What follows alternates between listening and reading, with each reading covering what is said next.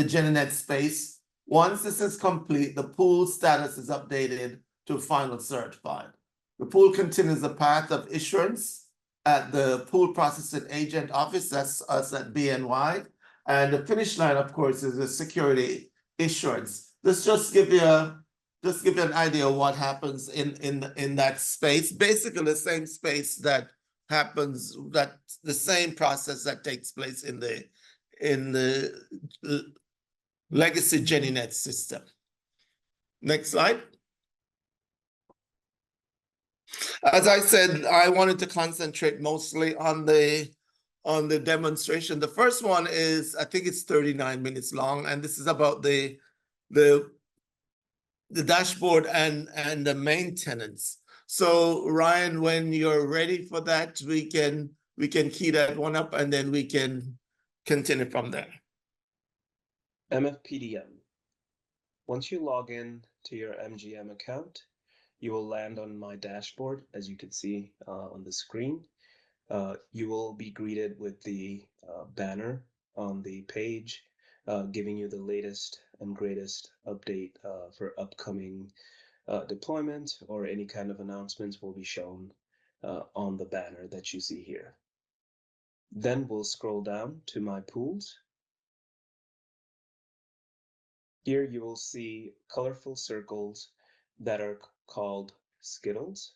Now these skittles represent different statuses of pools that's within your organization. So we have draft, and you can see right above draft, there's a number associated with it. Now, what does that mean? These numbers represents the total count of pools that are within this draft status. So it gives you an overall picture of how many pools in those statuses. Next to that, we have submitted for final certification. We have 55. Next, we have final certified skittle. And next to that, we have issued or transferred pool. And to the right to that, you will see a tie skittle. This is for transfer at issuance pool. If any, you will have a count above the skittle indicating the total count. And right underneath the skittle, you can see there is a little box that says last updated by, and this indicates anyone in the system working on any pool that is associated for those skittles, their information with the pool number will be updated and seen on my dashboard, as you can see here. Right underneath that, we have different statuses here as well. So you will see the latest or the latest 3 updates depending on what these statuses are. So for the first one, we have pools that are ready for submission. You could see we have the list of the pool underneath. And next to that, we have something called errors. So while you're creating new pools that are in draft and if they have any issues, those will be listed out here. And remember, these are the latest or 3 that are updated. Next to that, we have rejected. Next to that, we have favorite. And I'll go into more detail about favorites under pools and loans tab. And finally, we have passed status. Any pools that passed business rule validation, the last 3 would show here. As we go down the dashboard, we have on our left our inbox. So these are portal notifications, and we'll talk more in details as we go. But portal notifications are notifications that are sent out when an action is taken, or some specific actions are taken, such as when you are validating a pool or when you import a pool, you'll get notifications indicating if it was a success or if there are any issues, and if it failed, those will be indicated here. So something that has a green check mark would indicate something successful, and something that has the triangle would indicate an issue or an error that occurred. And what we could do is click on this notifications, and we'll see a pop-up, and it'll give us the message in more detail. And if it's associated with a pool, it'll have that pool number with the link. If you click on it, it'll actually take you to that pool detail page. And we'll see this later when we create a pool for demo. Next to that, we have notes. This is personal notes. If you want to create any or save anything, you could create it and have it here. This will be viewed by you only, so you could add that if you want to. Underneath, we have commitment authority and pool number. Currently, there's no data available. I just want to mention this is UAT. It is a lower test environment. There are times where we have the system a little bit slower compared to production, or might have some issues as it is a test environment. So please keep that in mind as we go along. And Next to that commitment authority, we have pool number, and it's represented in a graph, and it'll tell you and show you the available pool number for your organization, as well as how many are used. And you do have the link that you can click on to go into more detail. For example, for RPN, you can click on view detail under pool number or commitment authority to go to commitment management. Next, we'll go over the MFPDM maintenance page. And the way we do this is by clicking on the MFPDM maintenance tab that's located right next to pools and loans.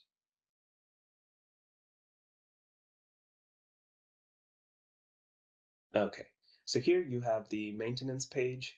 On the maintenance page, you have the ability to edit, add, or delete the annex special disclosure.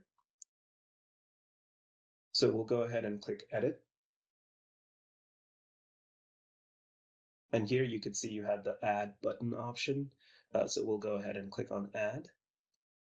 Once you click on add, you could see the identifier and description field opens up. And here you can add the description and identifier. So when you're pooling, these data can be auto-populated. And we'll go into that detail as we're pooling later. Underneath the annex special disclosure, if we scroll down. Oh, and before we do that, as you can see, we do have the ability to delete as well. And that's represented by the trash icon. So we can click on that trash icon and you can see it's removed. You can then save or cancel to revert the action you have taken if you want to. And then let's scroll down. After the annex special disclosure, we have the non-level payment provisioning section. Here again, you have the ability to add so that you can pre-populate during pooling, or the ability to delete. Again, you can enter the identifier, description, and the trash icon to get rid of it if you want. Let's scroll down. Lastly, we have our subscribers information. Here you can add here you have the AVA number listed, as well as the delivery instruction. And you can add that detail as well. Underneath, we have the document custodian section. Now, the data here and your document custodian will populate based on your organization associating to a custodian, and that's done through master's agreement. Here for our test issuer, you can see we have many custodian associated with our issuer. And here you will see the custodian number, their name, and their address, along with their effective start date and end date, if any. Just note, we do have the ability to edit or add address to the custodian. For any reason that address needs to be updated, you do have the ability to go ahead and add it here. And again, once all the updates are made, you do have a save button on the top right of the page, or cancel to revert back to the original that was there. Next, we'll go over to the MFPDM pools and loan page. And you can see we do have a pop-up since we did make some modifications, but we haven't selected an option to save or cancel. It does give us a notification that says, do you want to make the changes or leave the site? Just so if you do end up accidentally clicking back or any other locations on the MGM portal, it will notify you before you lose any data. All right, now we have MFP and Pools and Loans tab. This is where you'll most likely end up spending most of your time. Um, and here we can see underneath the Pools and Loans section, there is the Skittles. We have seen this on my dashboard. The same view is also available under the Pools and Loans tab, and they're exactly the same as you saw before, with the different statuses along with the total count under those statuses. Below the Skittles, we have some pre-populated filters. You have pending pre-approvals, ready for submissions, passed, favorite, rejected, or certified filters. Next to that, you have the search icon where you can search for a pool ID. If you know a pool that you're looking for, you can enter that and the system will show that pool. And next to that, we have the advanced filter. Here you will have the ability to kind of drill down and focus more specific pools based on more specific criteria. So again, you have the pool number. You can search by based on pool type, the issue date, draw numbers, custodian number, business rules, pool status, tie pools or transfer at issuance pool, any pre-approval type, pre-approval statuses, case number, and submission type. You do have the ability to mix and match, so you could be very specific on your search. And once you know what you want, you can click on Apply Filter, and the system should result pools based on the criteria that you have. Now, if there's no pool and you have a lot of specific filters, it'll just be blank. And then you can make adjustments if needed. Okay, so underneath the filter, now we have the list of all the pools that are associated with your organization. You first have the total count of how many pools that are in the system. Underneath that, we have different columns with different detail. First, you can favorite your pool. So for some reason, if you're working on a pool, that you want to come back to later, but you don't want to really filter or look for the pool, you can click on the star. That'll favorite the pool and it'll always be on the top. So you can easily access. Next to that, you can see we have a thumbs down icon. That's for rejected pools. So pools that are rejected by the custodian would have an indicator underneath. And next to that, we have our pool number, pool type, the issue date for those pools, draw numbers, if any, depending on the pool type. Next to that, we have the custodian number and name. Then we have business rules. So you can see we have a red X or a green check mark. Those indicates if it passes business validation or business rule or Jenny May edit, or red indicating there's some issues and error messages that would need fixing. Then we have our pool status. There are different statuses, and those are also reflected on the Skittles. So you could see we have draft, we have submitted for final certification, we have issued pool, we have final certified, and so on.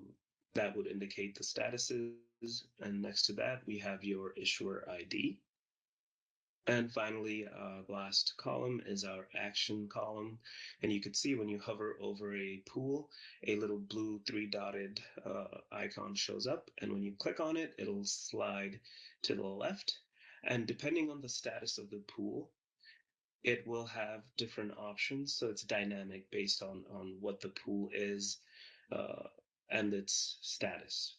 So right now we have a draft pool, and you can see you can export this pool.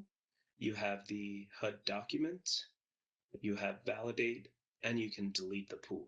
Remember, because this is a draft pool, the pool can be deleted, but if it's an issued pool, you cannot.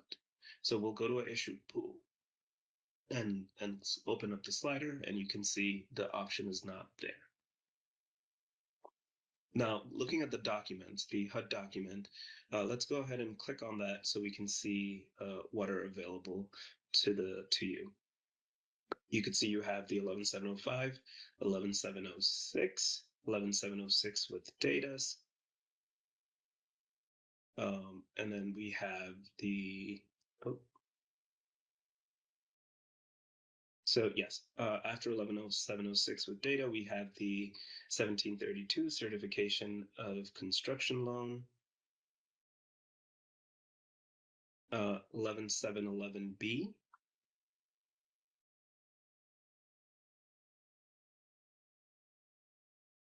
and for some, we have the annex special disclosures and the edit reports. All right. Next, we'll go scroll to the top. And we can see there's a button on the right side of the page that says add pools. So for our demo today, we'll be importing a CL pool. And to do this, and it's not just a CL pool, but for any pool, you'll click on add pools button, and then a pop-up will appear like you see in front of you. And you can see you have two options. One, you can enter the pool manually, or two, on the right, we have import option, where you have a flat file that you can import, and the system should bring in the pool without you having to manually enter all the fields. Underneath the browse, we do see there's two checkboxes. Those are validate against Jenny Mae business rules during import. So when you check this box off, the system will run the edit and let us know that if there are any issues, we'll get a portal notification with those issues, and then also override prior file submissions. Now, what does this mean? So say you have a draft pool that's already in the system, and you're bringing in the pool because you probably made some updates to the flat file or made some adjustment and you need to bring it back in. But you already have a draft pool that's in the system and you kind of want to override it. So this is where you will check this box off where it'll delete the existing pool that's in the system and bring in the new updated information that you will import through the flat file. So we'll go ahead and import our pool today for demonstration purposes by clicking on Browse. And we have a flat file already prepared. So we'll go ahead and locate that flat file and select, and then click Open. And we'll go ahead and check off the two boxes. Once we do that, we'll go ahead and click Upload. And then you'll get a notification saying that the pool's in progress. And as you can see, there was two portal notification that quickly flashed by. This is the portal notification we talked about earlier. So if there is any issues, you'll see a triangle or a green check mark if the pool passed validation, or any kind of successful message would be indicated with the green check mark. And then you can see we have two notifications that came in. First one was that the business rule, actually, no, the pool upload was completed. That message came in first, indicating that there was no issues with the structure of the flat file and we were able to import. And then the second item above is the business rule. So if you recall, there were two checkboxes. We checked both, one of them saying that to run the business rule edit against this pool. So this is why we have this second notification indicating that the business rule validation was a success. So next, we can either search that pool ID that we brought in, or we can click on this notification and it'll give us the pool number where it'll be a link and we can click on it to go to the pool detail. So we'll go ahead and click on the pool number.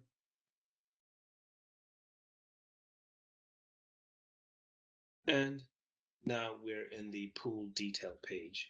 There's a lot of information here, and I'll go over them, starting with the blue line that you see. Here you have some very important data, and this information and this section will follow you through even when you go to the loan detail or even the draw history detail.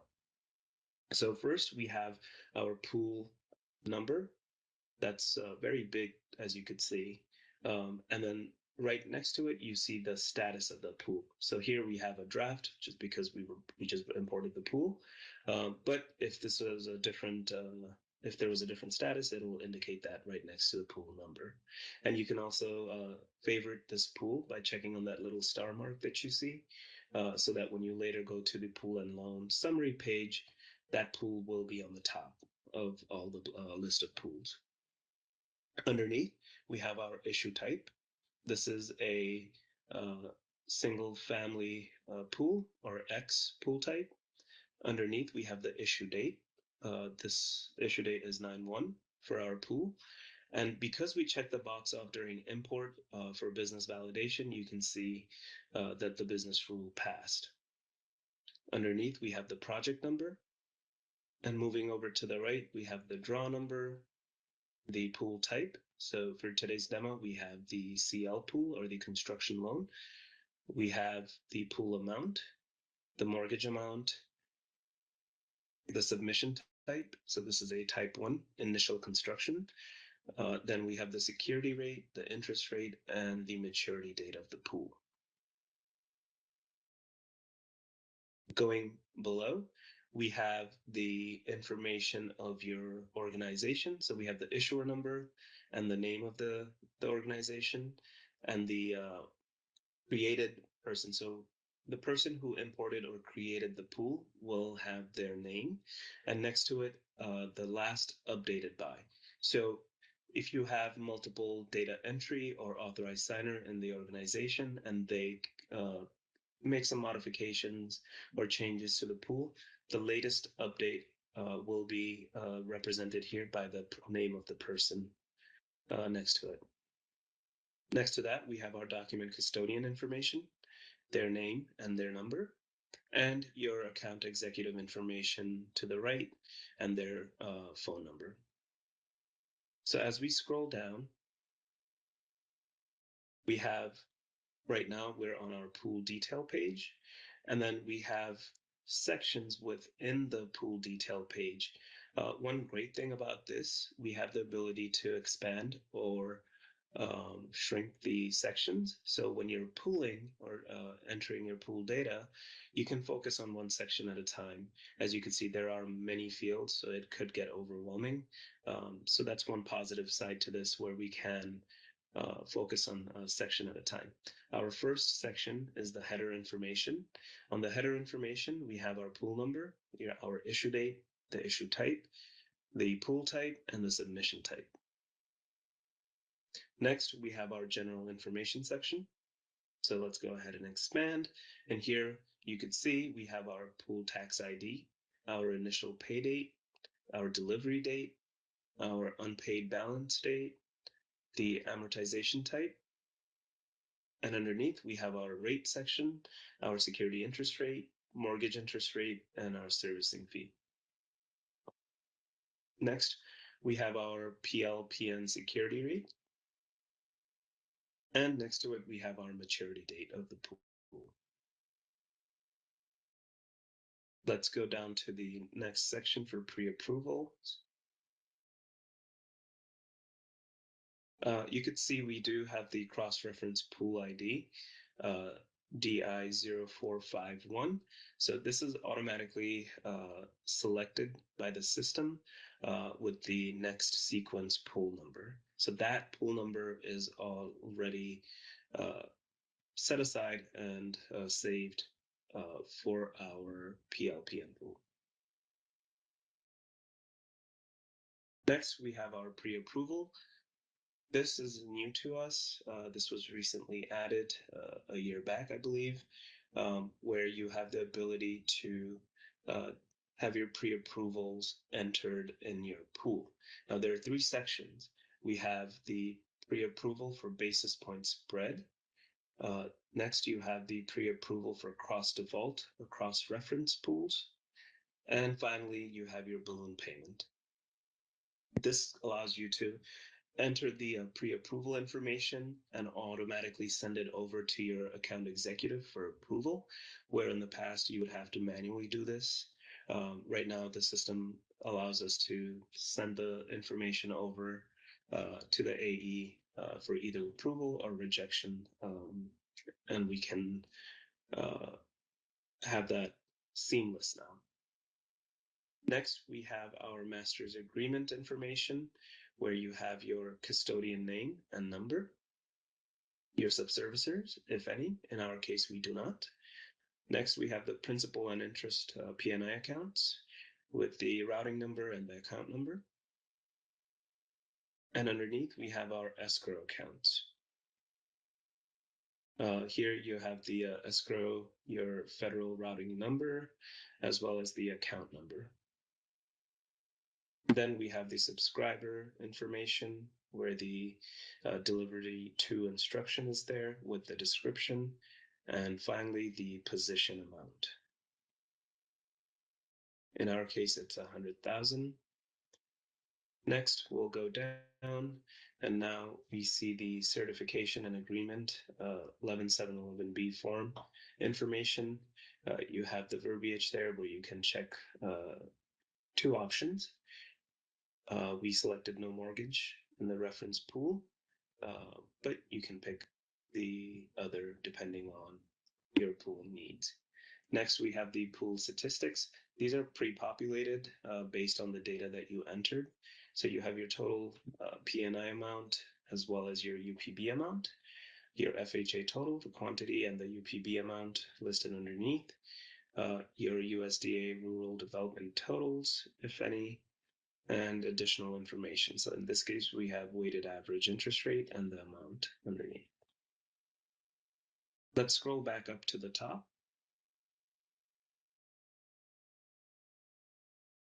Oh, another thing to note, we do have asterisks throughout the fields that we went over so far.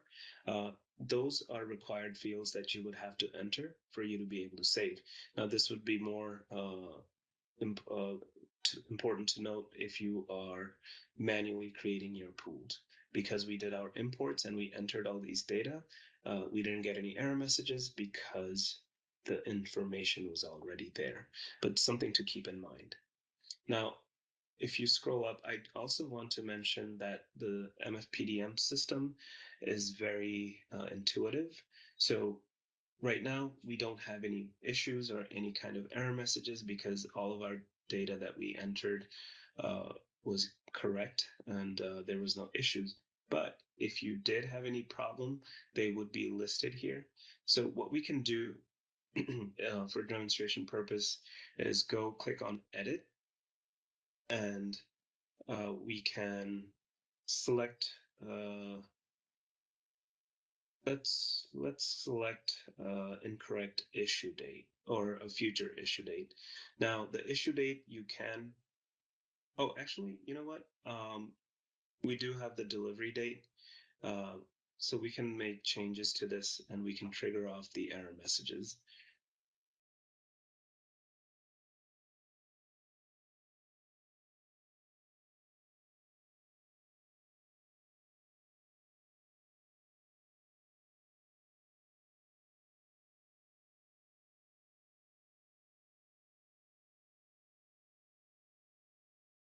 Okay, all right, I think that was a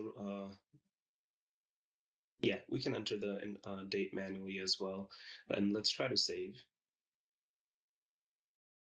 And you can see it does give you an error message right away. And then when you hover over, it will say must be within the same month as the issue date. So system is very intuitive. You do get error messages. These are UI field error messages. We can also get error messages and warning with fatals and warning, like I mentioned, and you can go through those error messages and update as needed. Okay, so let's fix this back, and then let's go ahead and save. And then we'll go over to the loan detail page to look at the loan information.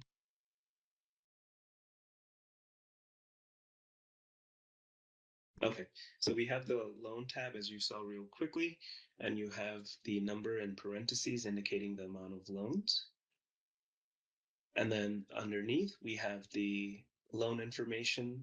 This is high level, where you have the issuer loan number, the case number, the mortgage amount, the security interest rate, as well as the mortgage interest rate. We can go into the detail by clicking on the issuer loan number section. And underneath, you can see we have all the loan detail now.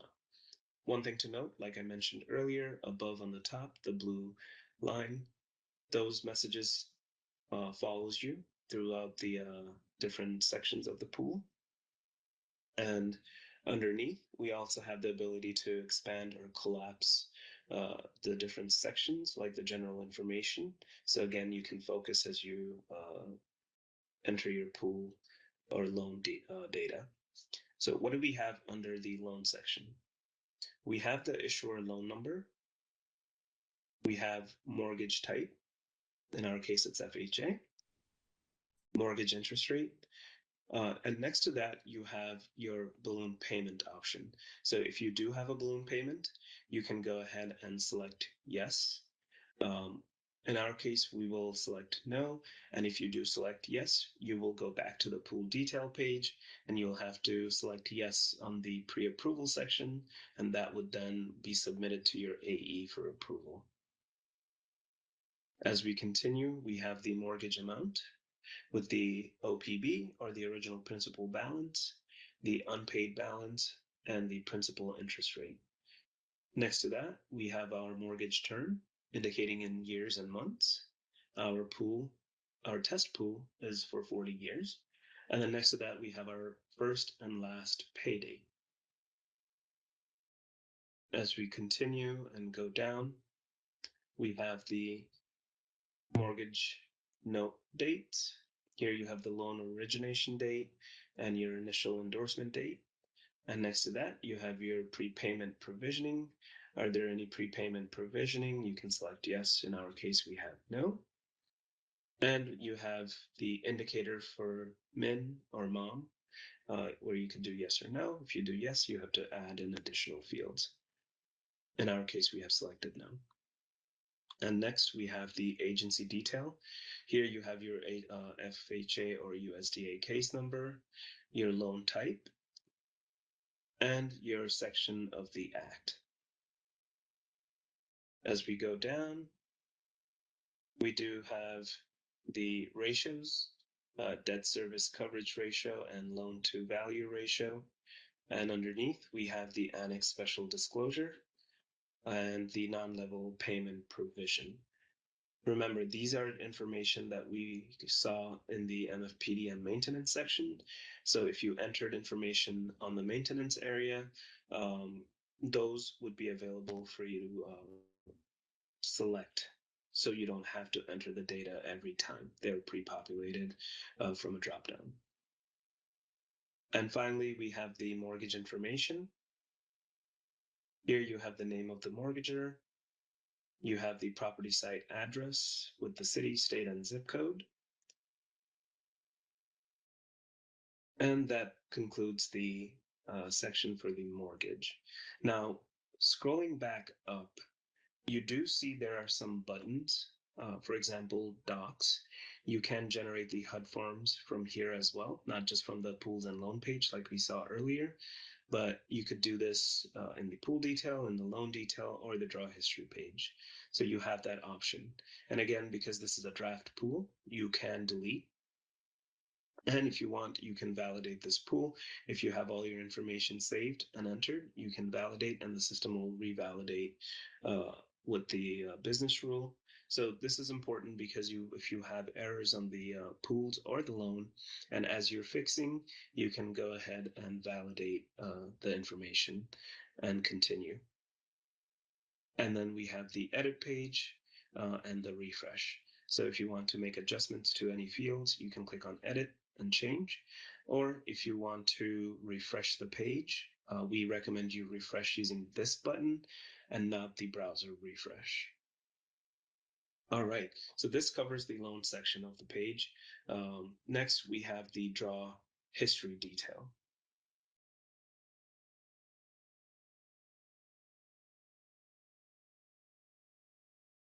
Again, please note this is a lower UAT environment, so sometimes things are a little bit slower than production or application that you're used to. So just please keep that in mind. Now, again, the blue line, as I mentioned, it does follow you throughout the different pages of the pool. Even in the draw history detail, we have this listed out. Um, so we can scroll down and now look at the draw history detail. All right, so here you have the approved advances. You have your draw one, so this is initial. So you have your number one, your draw issue date, your advance number, your advance amount, your cumulative approved amount, your requested amount, your cumulative requested amount, and the remaining advanced amount. And you could see this is draft status because the pool is in draft, but this will change later as we go. And you have the action column. And you can see you have the draw detail and the HUD document. Again, the ability to generate documents here. You also have the ability to add advances. There is a add advance button. And underneath you have the approved amount to date, your cumulative requested amount, and your mortgage amount. So in our case, we have the amount listed out. Now, once we entered all of our information, what we'll do is go ahead and validate the pool.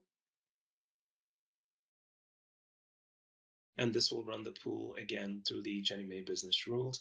You get a pop-up that it has been submitted for validation. And once it completes, you will get a portal notification similar to what we saw earlier. And again, we can see that the pool has passed validation. Next step is for you to submit this pool to your document custodian for final certification. So if you remember, we talked about the pool refresh button. Sometimes when you take actions, the page does not upload automatically. So we introduced this refresh button to update the page. So we know there were changes made as we got the portal notification. So you could see once we refresh, that message goes away. So now we have the ability to submit, which we will do right now. And this would send the pool to your document custodian for final certification. When you click the submit button, you have a pop-up that says pool submission for certification. First item, you have the certification tab. You will check the box off where it says the pool submitted for certification has passed business validation and is hereby submitted for certification. And below, you have the pool ID number. One important thing to note on the pools and loans summary page that we first looked at, you have the ability to submit multiple pool at a time. And this is important because you would want to know the number of pools that you're submitting, and those pool would be listed underneath. So right now we're only submitting one pool, so you just see that pool number. But if there were multiples, they would also be listed next to it. Once we check the box off, we can either cancel to go back out of this page, or if we want to continue, we click on the continue button.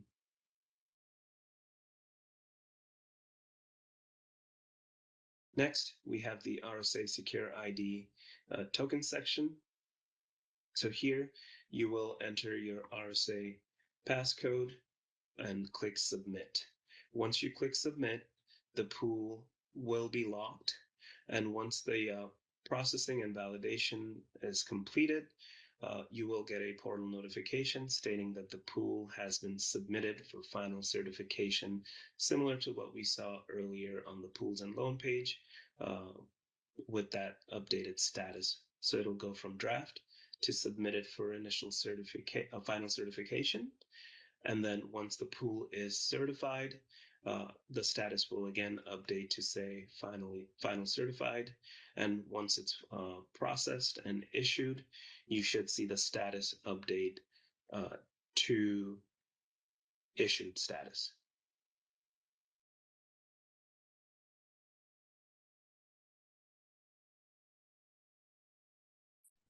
That was a mouthful.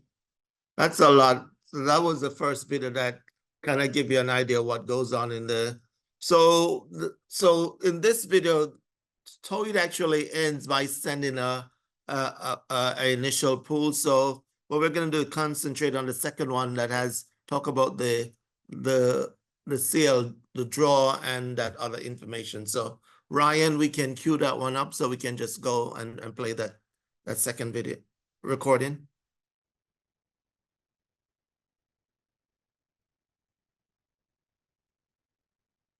How to add draws to an issued CLCS pool. Here you see we have a issued pool. It's a CL construction loan. There are number 2 draws already associated to this pool. So what we'll do is go ahead and click on the Add Draw button on the top right to initiate the process. Once we clicked Add Draw, we do have to make some adjustments to the pool detail page. But first, by adjusting the issue date. You can see you can select current month or future month. We'll pick current. Next, we'll scroll down and enter our delivery date.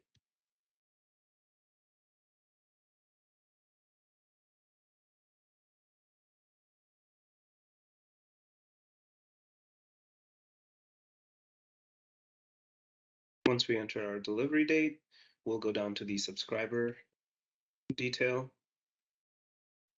And here we will enter our delivery instructions, the description,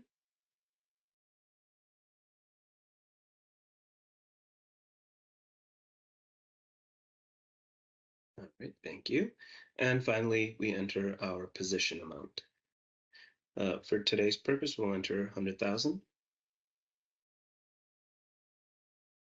All right, once we entered our subscribers amount, we can now go ahead and save.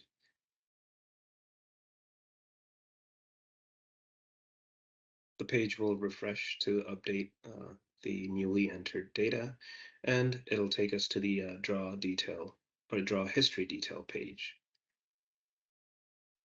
Before we actually go into the draw history detail page, let's go to the loan detail page. Just want to show that when you are adding draws, there's no adjustments needed on the loan. As you can see, the loan information is grayed out. You are able to click on the detail and view all the information. However, there's no adjustments needed, and the system won't allow you to make any adjustments.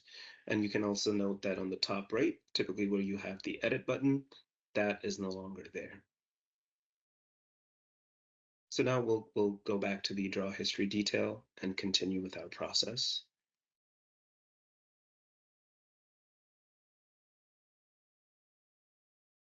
All right, so now we'll go ahead and add our advanced amount.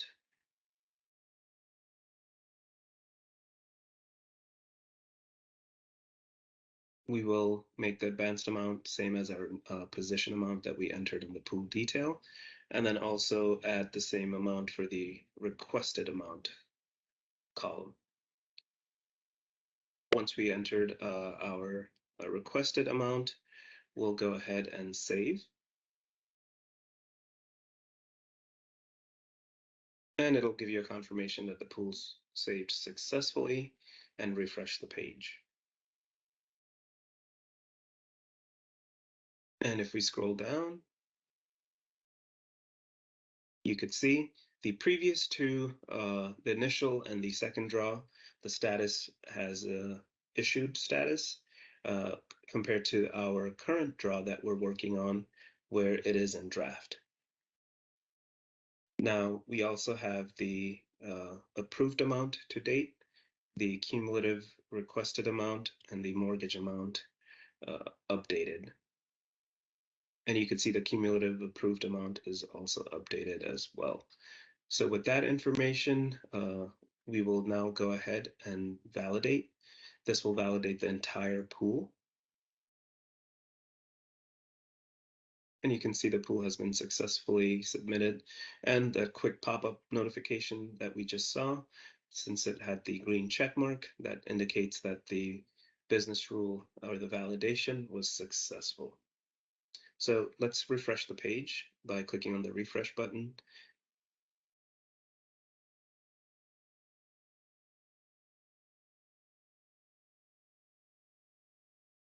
And you can see if we scroll to the top left under the business rule section, you can see that it passed. So now that the pool has passed, we can go ahead and submit this pool for final certification, and you can see the submit button available. We will now go over a PN pool. So first, we will go to the search icon and we'll enter our pool number, DI0452.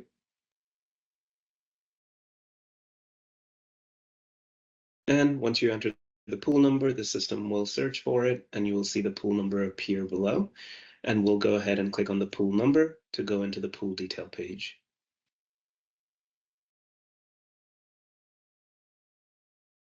All right, so right now we're into the pool detail page. This is a PN pool. And again, similar to before, the blue banner that you see will follow along with all the necessary information like the pool number, the pool type, and the different amount and the different rates. So next we'll go look into the pool detail. This is a PN pool, and so you could see that the pool number and the issue date is there with the issue type. And then under pool type, you can see this is different. As this is a PN, it'll show PN project loan, non-level payment. And next to that, we have the submission type. This is a type 4. Underneath, we have the general information where you have your pool tax ID, your initial pay date, delivery date, unpaid balance date, your amortization type, your different security rates and mortgage rates with servicing fee percentages there as well. And next to that, we have your maturity date. Next, similar to the CL pool, we have pre-approval for the PN pool as well, where you have the basis point spread, the cross default or cross reference, as well as the balloon payment. Next, we have the master's agreement section for the custodian number and the name populated, subservicers, if you have any, tie pool, if it's a transfer at issuance pool, you will select yes. Our pool is not a tie pool, so it has the no indicator.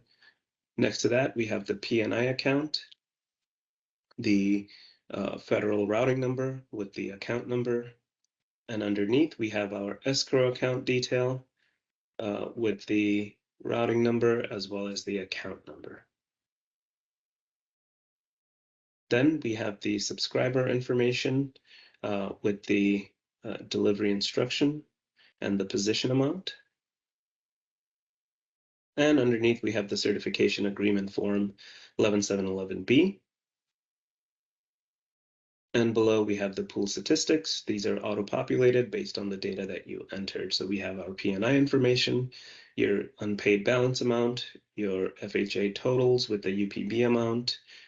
And then next to that, we have our USDA rural development totals, if any, and additional information with the weighted average interest rate.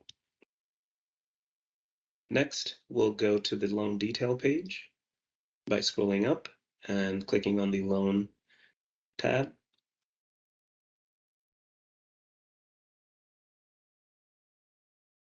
And then when we scroll down, We have our loan information with the issuer loan, your loan number, your case number, your mortgage amount, security interest rate, as well as the mortgage interest rate. So we'll go ahead and click on the loan number so we can go into the loan detail.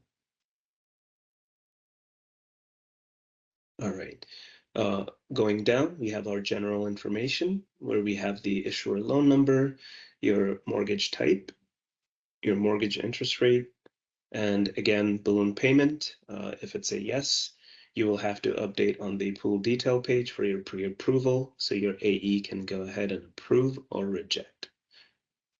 Below, we have the mortgage amounts, your OPB, or the original principal balance, your unpaid balance, and the PNI, or principal and interest amount. The term of mortgage is to its right with the year and month. So this is a 30-year pool. And your pay date information for your first pay date as well as your last. Underneath, we have mortgage note details with the loan origination date, the initial endorsement date, as well as the final endorsement date, prepayment provisioning, if any. Your indicators are to the right for minimum and mom.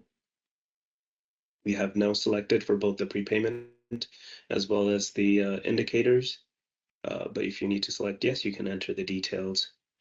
Next to that, we have the agency details as well with the FHA case number, the loan type, and the section of the act.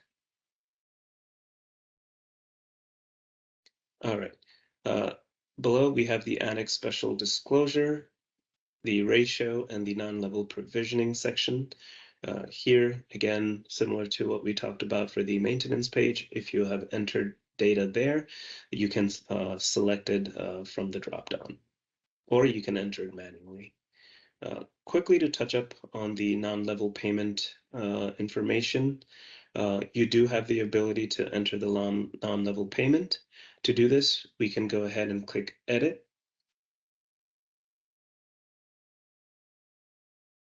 And if you do have non-level payments, you can check the box and you'll see a field open up. Here you can enter the payment change date, the security rate, the interest rate, as well as the PNI amount. Just note that this information that you enter for non-level payments for the pool are within the pool and does not update the other systems. For when the adjustment date is near the change date, you will have to notify your account executive at least 2 months prior to that date, so they're able to communicate the appropriate notifications out to the bank and the other associated applications to make the updates. Just keep that in mind. We will uncheck the box just for demonstration purposes. We won't enter the non-level payment and continue to the last mortgager information where you have the mortgager name, the property site address, the city, state, and the zip code. The functionality to generate the HUD documents are also available, and this is available for all pool types, as well as if it's a draft pool, you can delete this pool as well, cancel the edit that we checked off, and we can save if we made any updates to this pool. And again, the refresh button. To submit this pool, we will have to save because we did click on edit. And then do a validate on the business rule to this pool. Once it passes validation, we can then go ahead and submit the pool for final certification to your document custodian. So we just clicked on validate and you saw there was a portal notification that indicated that the business rule passed for this pool and was a success. So we'll go ahead and refresh the page.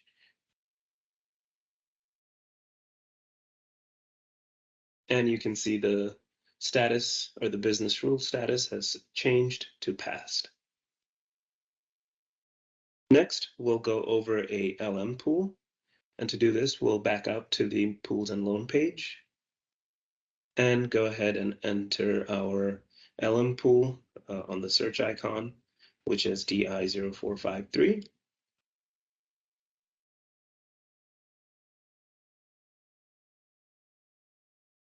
And you can see the system gave us the pool that we created for today's demonstration purposes. And we'll go ahead and click on the pool number to go into the pool detail.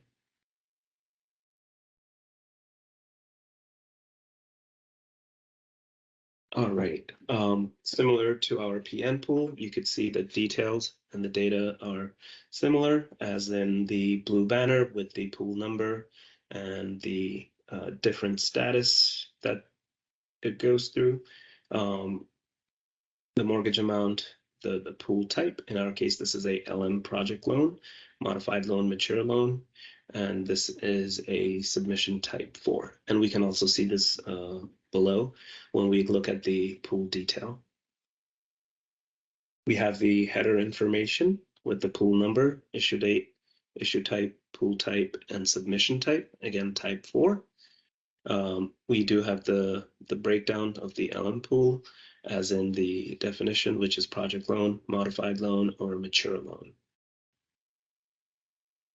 Under the general information section, we have the pool tax ID, your initial first pay date, your delivery date, your unpaid balance date, amortization method. Then you have the rates below with the security, mortgage, interest rate, as well as the servicing fee, and your maturity date. Again, this pool type has pre-approvals, similar to the others that we looked at for your basis point spread, your cross default or cross reference, as well as the pre-approval for balloon payment. Let's scroll down to the next section. Here we have again the master's agreement information. You can select the custodian name and number. So let's go ahead and click on edit just so we can show the drop downs that you can pick. So for example, in this pool, we have custodian 568. However, if we click on it, based on our master's agreement, if we have multiple custodian linked to our organization, they will also populate here, which we can select and pick from. Next, you see the subscriber number and name. If you have any associated, they will show up here. In our case, we do not, so we'll leave that blank. Your transfer or tie pool, transfer at issuance. If this is a tie pool, you can select yes. And below, when you do, you have the issuer number and name that you can pick from. We will select no for our pool today. Next, you have your principal and interest account. If you have multiple P&I accounts, you can select based on what is linked. Can we click on the account number tag or the ABA federal routing number?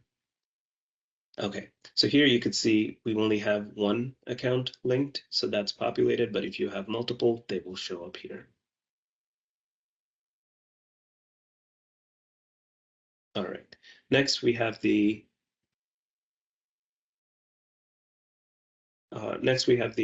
escrow account. We can also add the routing number as well as the account number.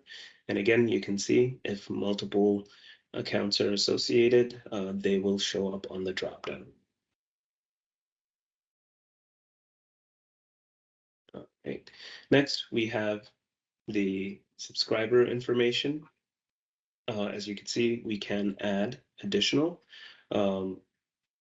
or we can enter the delivery instruction, enter our description and the position amount. And here you can see from the dropdown, you have the list of routing numbers. Okay, so we were not going to add any additional, so we just delete it, and we have our position amount in total. And underneath that, we have the 11711B. You can select from the option that you see here. We have the first item, which you can select yes or no for the HUD 11711A, forward to document custodian, or you can select no mortgages in the referenced pool. We'll go ahead and select no. Underneath, we have the pool statistics. Again, those are pre-populated based on the data that we enter on the pool. And we do see we have PNI amount, your UPB amount, your UPB FHA totals, and your UPB amount there again, your USDA development totals, and additional information. So now that we've went through the different fields and made some changes, you can see on the top, you can click cancel to revert back to the original information or save the new updates that we have done. So let's go ahead and save.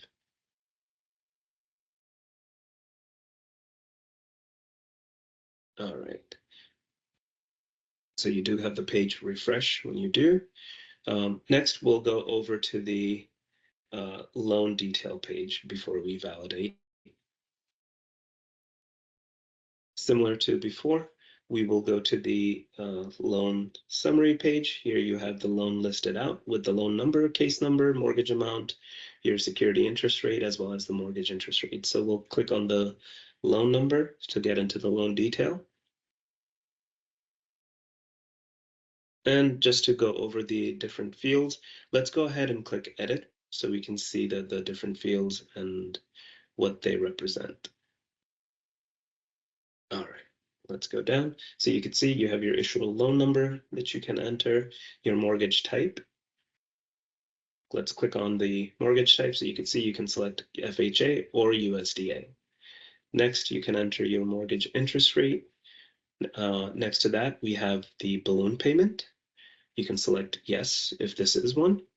And again, if you do, then you have to enter the years and months and check the confirm box to continue with the balloon payment. For our test purposes, we'll go ahead and select no and continue to our mortgage amount. You have your OPB, original principal balance, your unpaid balance, and your principal and interest amount. Next to that, you have your term with the years and month, as well as the first and last pay date. Just note you do have the ability to enter the date manually, as well as selecting the date from the calendar by clicking on the calendar icon.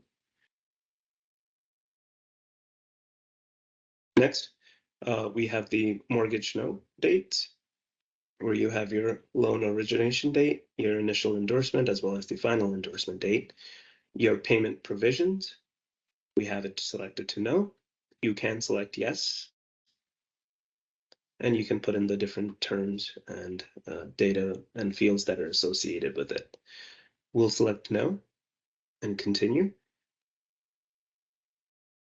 The indicators to the right, again, the MIN, you can enter the details there, or your MOM. If you do select yes, you'll have additional fields show up. Oh, apologies for mom, there is no additional fields.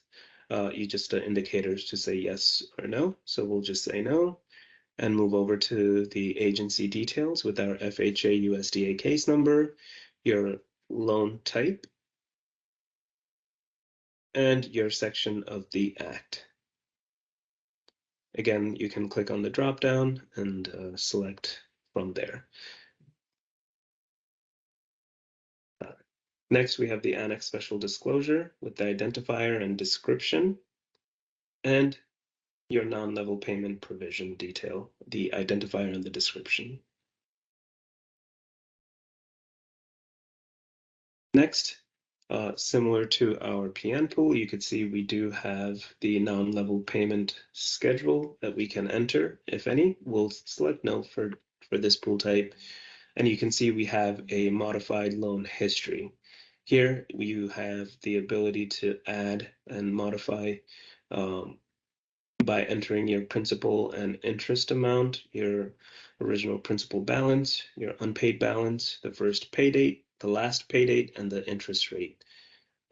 We do have two listed out, but you can add more or delete as you need.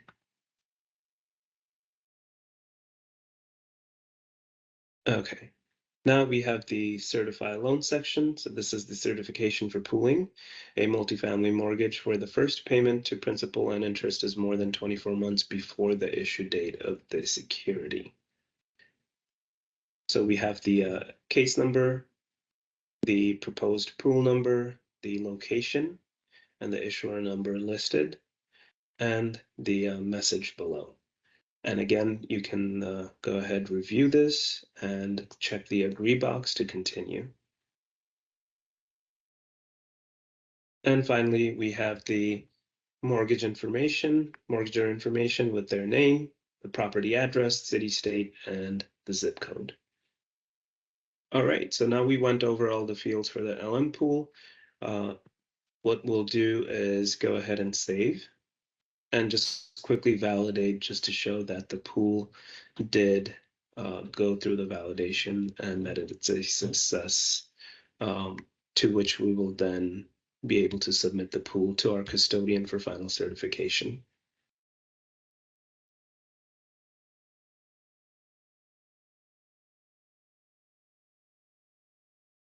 And we have our portal notification indicating that it was a success.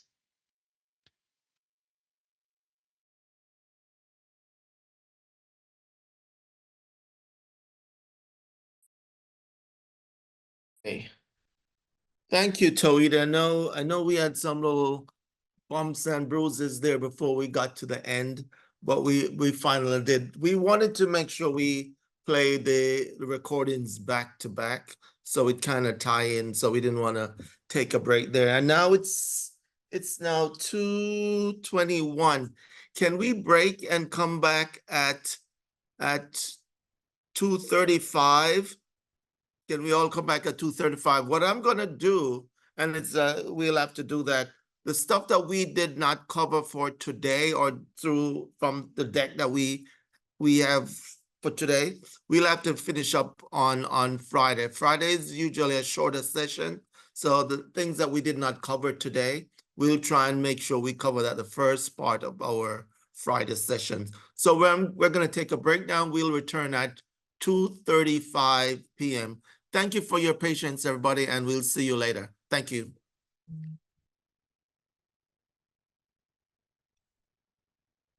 Hey, everybody, welcome back. I hope that was a deserving break. And there was a lot of information we have actually given on those 3 recordings, and I hope it was helpful, some, especially for the new users, the ones who are not too familiar with MFPDM because you might have just started new at a new company in a new position, and this is part of your responsibilities. So I hope this was able to give you an idea of what the process is on MFPDM.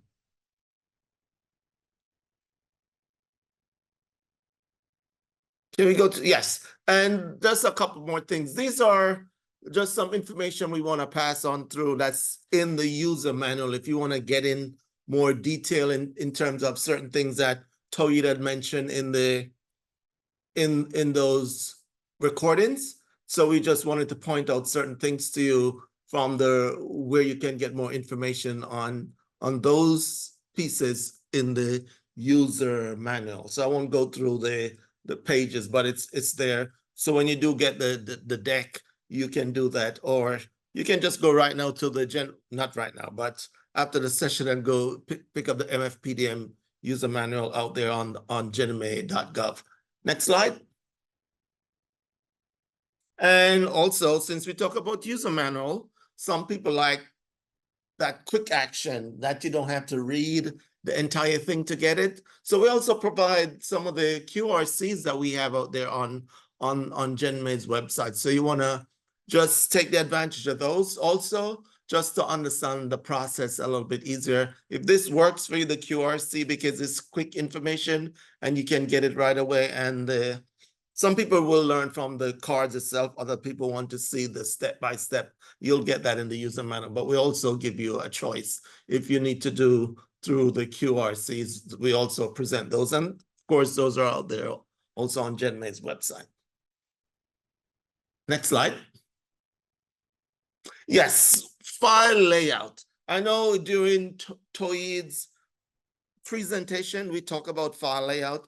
I know over the years that I've been working with my multifamily family, most of them, because it's one loan in a pool, don't do a file import, but we just want to mention it as part of the process that you do have that ability, just in case your systems people, your company decide, you know what, I'm not gonna have Joan sit down there and enter the one loan in the sale pool or the PN pool. I'm gonna do the file upload for her. So we presented that to you, so you have that opportunity. But I know over the years, when it was in GennyNet Legacy and now in the MFPDM system, most people actually do the manual entry because of the size of the loan and the data elements. It's much smaller amount of data element that you enter in a multifamily if you're doing a single family pools, but we do give you the option, if that is something you want to do the imports. If anybody wants to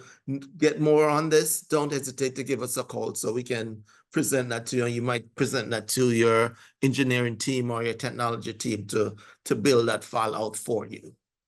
Next slide.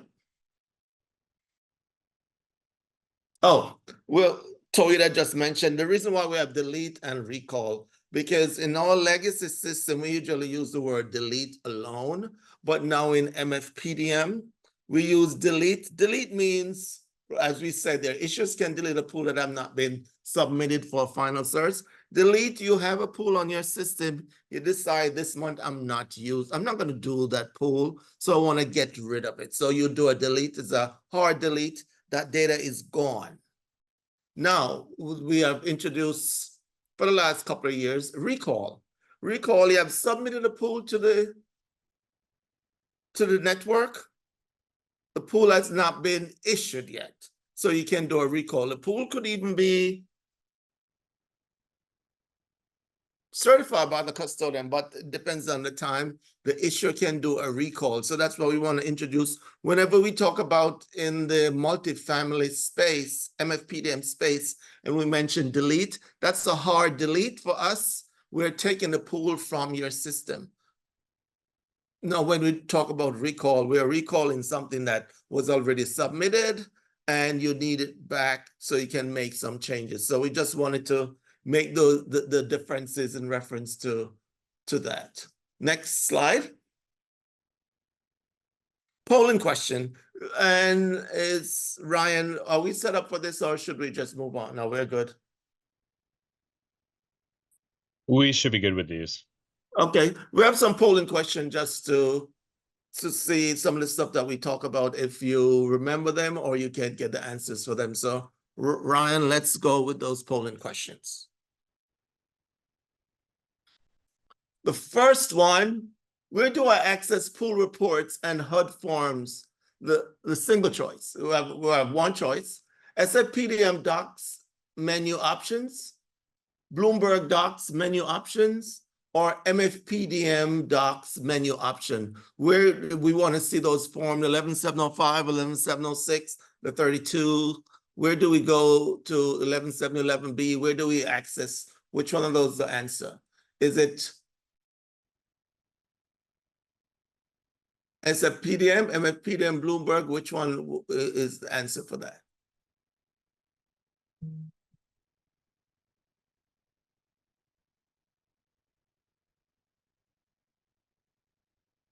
Ryan, and how do we see the results or what happens now?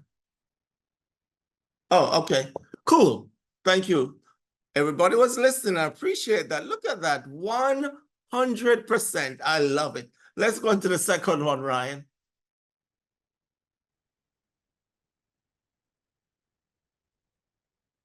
I can tell everybody after this meeting, Wade Gill doesn't drink, but Wade Gill is gonna find something to drink. Oh, here's a question. Here's the answer. Can I view pools entered via MFPDM in GennyNet?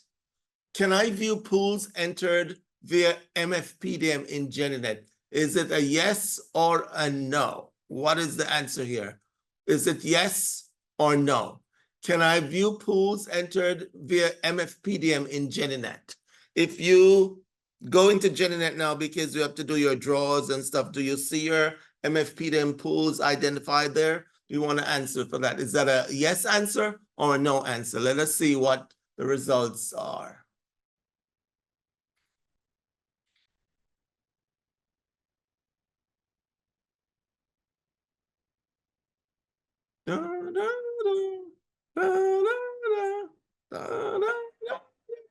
No, that's not. The answer is yes. The 41%. If you notice that when you go into GenNet and bring up an MFPDM pool, that pool is labeled MFPDM on the screen, so you can see the pools. You just cannot edit them, but they're available in the GenNet space. So the answer is yes for that one. So Ryan, if you're ready and we can unload it, we can shoot for the third one. Okay. Which pooling system should I use for pools that have already been delivered in GenNet to complete the type 3 or type 5 process? Which pooling system should I use for pools that have been already delivered in GenNet to complete the type 5 or type 3 process? Is it MFPDM? Is it SFPDM? Or is it GenNet?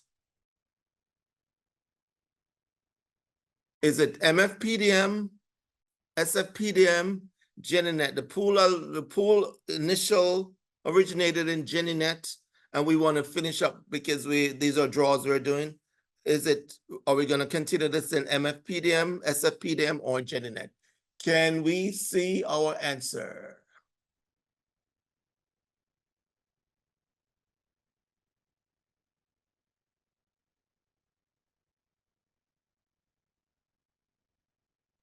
The answer is actually GenNet. The pools that actually starts in GenNet will finish in GenNet. It's the SFPDM pools, MFPDM pools, you'll do everything there. But the ones that were initially started in GenNet, they have to finish their lifespan in the GenNet legacy system space. So the answer is actually the 53% is right. So the answer for that is GenNet. Thank you. Is there a fourth one, Ryan? No, we have another round of 3 polls, but that's the last of the first segment. Okay, that might be okay. Thank you, sir.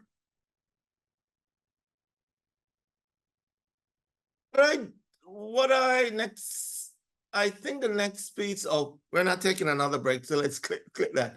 What I want to do now is, since it's 2:46, I want to ask: are there any questions or concerns out there before we move into the other piece, other segment of training? Might have to end up finish this tomorrow, but I just wanted. Were there any questions, any concerns in reference to the piece that was shown on MFPDM earlier on, the recordings, the earlier pieces? Any questions that you have in reference to that? Do you want to share it with us?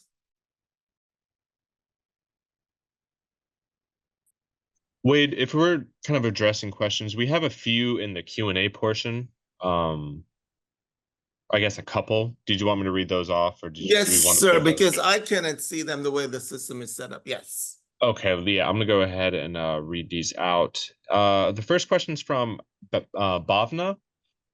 Can we add a name field in the subscribers MFPDM screen? We have multiple subscribers, but it is very difficult to identify them only by the quote deliver to quote information. And name, we would have to, that person can always get in touch with me or get in touch with the team just to get a better understanding. So if it's something that we think will serve the entire group, the entire multifamily group, then of course, by no means we can look into it and see if it makes sense in terms of how it looks on the screen, that it will make the group more intuitive in terms of doing the processing. Yes, we can always look at it. So if you want to reach out to me just to give me some more information, so we get what you're saying, so we can do that. Perfect, no problem with that at all. Cool. We have another similar question. Can we add a functionality in the quote, my dashboard / inbox quote to be able to select and delete multiple emails at once? I know this is, yes, this is always a sore point, and we're working on this. We're working on it to see what's the best way to get rid of some of those notices. And I'm assuming is the notices you're talking about that comes in. We're working on that. That is not across MFPDM. We're having the same issue in the SFPDM space. So that is something that's on our list to actually tackle and try and make it a little bit more user-friendly in terms of those many notices that you get. So yes, we're working on that. We haven't come up with the full solution yet, but it's on our plate. That's all I have for the questions. Okay, anything else? Anything from the multifamily team, if they're still around? Anything you wanna stress now? I don't want to go into the second piece of the thing because I don't want to start and then have to stop. So I think I'll just finish on this last segment for tomorrow as part of our session, since our session usually finish a little bit early. So is there anything that any of the multifamily team wanna mention or stress while we're on this now before we close? Hey, Wade, this is Patrick. Just wanted to say, you know what, that's a good call. Let's just wrap this and then go to the next one. But thank you for your hard work in this presentation, and also Tauheed, and also all the participants. Patrick, what did Tony do? Well, he did most of the talking with the presentation. So hey, come on now. Oh yes, I remember. No, you're right. You're right. Okay. Okay, you're so right. Yes, yes. We want to thank you, Patrick. We try to do as much as possible so the users can get the information. Sometimes it might not be 100% clear, but they can always come back to us and we can straighten out certain things that wasn't clear to them. So we appreciate that. Thank you very much. Oh, Wade, this is Ryan again. Our audience is keeping us honest. Yes, the session will be on Friday, not tomorrow. So I guess session 3 is on Friday, same time, same link as today, but we'll send out a reminder again. And also, I've dropped in the chat a survey. I didn't get a chance to do this from Monday's session, but today I just dropped in a quick experience survey link in the chat. So if people could take a couple minutes and fill that out for us, we'd be really appreciative. Thank you, guys. No problem. So on Friday, thank you. I'm saying it's not tomorrow. We just want to go through certain things that are final certification, recertification, and document custodian and release of documents 11708. I don't even know if multifamily actually will do that part 11708, but that's what we were trying to cover for today. So we'll just pick that up on the first part of our session on Friday before we go into our session 3. I know everybody's okay with that. I don't have anything to say again, but just want to say thank you.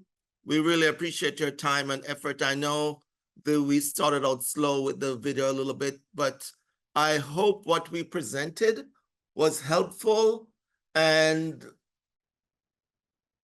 will make you want to be a little bit more curious and check out those resources that Jen may have out there on the website for you to understand their program. And the biggest thing for you to actually go to is that the MBS guide. That's the Bible, I always call it. So try and use that to your advantage. And of course, if you have questions and it's their policy question, to go to Jen May for your policy question. If it's all the application works and you need our guidance, you always can get us on that part. So I want to thank you for your time and effort. Is there anything that Ryan or the 6G member has to say so we can close out for today?